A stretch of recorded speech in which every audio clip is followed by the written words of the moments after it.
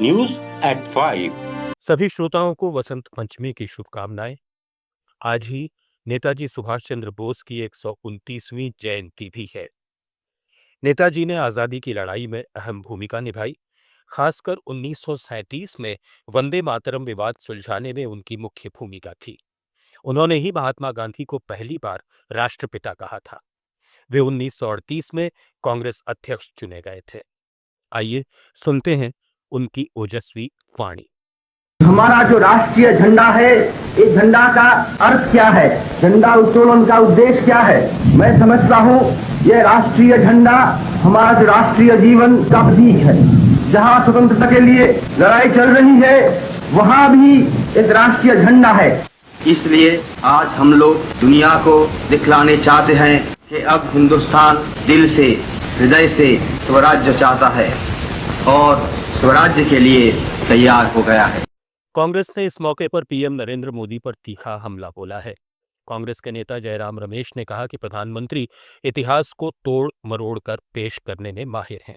उन्होंने आरोप लगाया कि बीते महीने संसद में वंदे मातरम पर चर्चा के दौरान पीएम मोदी और उनके सहयोगियों ने राष्ट्रगान के इतिहास से छेड़छाड़ की कोशिश की, गुरुदेव रविंद्रनाथ टैगोर का अपमान करने की कोशिश की और नेताओं के योगदान को जानबूझकर दबाया।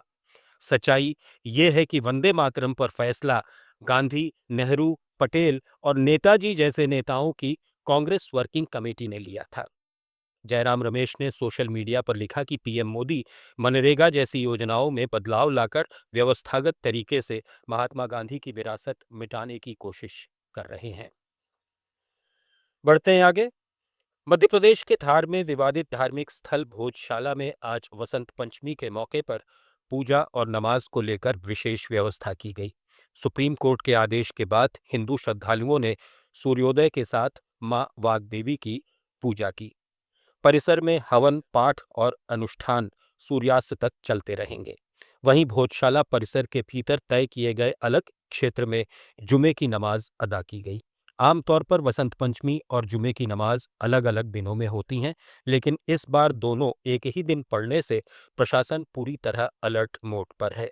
सुरक्षा के मद्देनजर भोजशाला परिसर और धार शहर में 8,000 से ज्यादा जवान तैनात किए गए हैं।